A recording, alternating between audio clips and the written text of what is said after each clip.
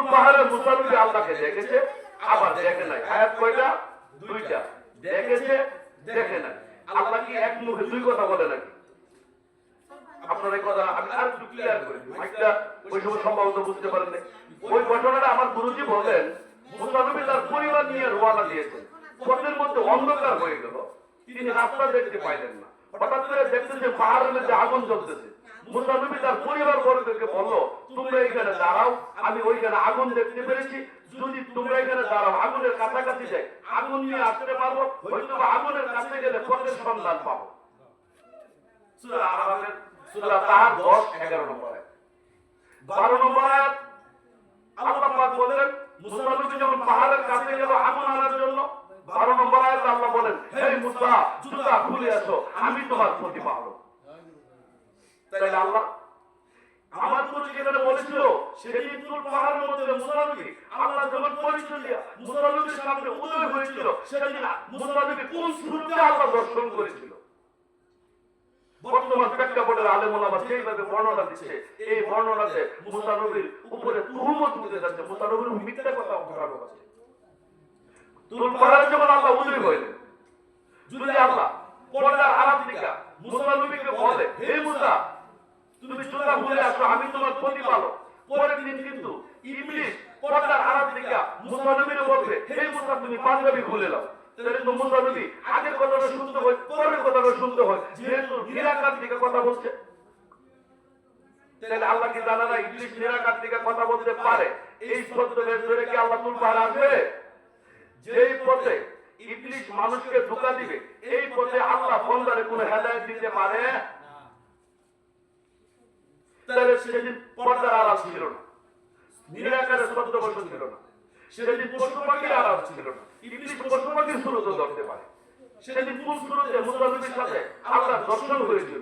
আল্লাহ চিন্তা করলো, আমি মুসার সাথে এভাবে দর্শন দিব যে এই দর্শনটা ইবলিস পারে না, শুধু আমি আল্লাহ পারি। তাহলে ইবলিস কি পারে না?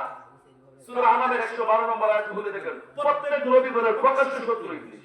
ইবলিস কোনদিন রাসূলের সুরত ধরতে তখন আল্লাহ চিন্তা করলো, আমি এমন একটা ছদ্মবেশ ধরবো, ধইরা মুসার সাথে সাক্ষাৎ দিব, যে সুরতটা ইবলিস ধরতে পারে না, শুধু আমি আল্লাহই ধরতে পারি। সেদিন মুসা নবী যখন তুল পাহাড়ে গেল, সেদিন আল্লাহ বলল, হে মুসা, জুতা খুলে আসো, আমি তোমার প্রতিপালক। মুসা নবী সেদিন আগুনের কাছাকাছি গেল, আগুনের কাছে গিয়ে দেখতে পাইল একটা রূপ দেখা যায়। মুসা নবী আরো কাছে গেল, গিয়া দেখে রূপটা কে কে বলছে, আল্লাহ আল্লাহ।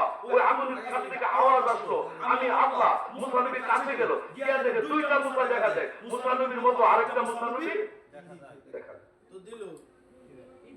তখন আল্লাহ মুসা নবীর কাছে গিয়ে জিজ্ঞাসা করলো, আপনি কে?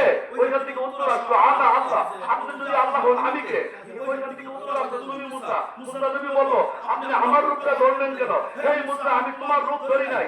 যখন আমি আদম তৈরি করেছি, আমার নিজ আকৃতিতে তৈরি করেছি, সে আমার ছবিটা আদমকে হাওলা দিয়েছি, চেহারাটা আদমের না, আমি আদমকে হাওলা দিয়েছি। আমি এই জন্য দিয়েছি, আমি তোমার সামনে যেভাবে তোমার শুরুতে উদয় হয়েছি, এই রূপটা আমার রূপ। আদমের রূপ যদি আল্লাহ হয়, মুসার রূপটা কার? আল্লাহ না। সেদিন আল্লাহ পাক নিজের নিজ শুরুতে মুসা নবীর সামনে, মুসা নবীর শুরুতে উদয় হয়ে সেদিন দর্শন দিয়েছিলেন, যে দর্শন ইবলিসে ধরতে পারে। মৌলবীরা পুরুষ সমাজ থেকে শুনতেছি, মুসা নবী আল্লাহ দেখে নেই। কোন আয়াত? সূরা আরাফের 43 নম্বর আয়াত।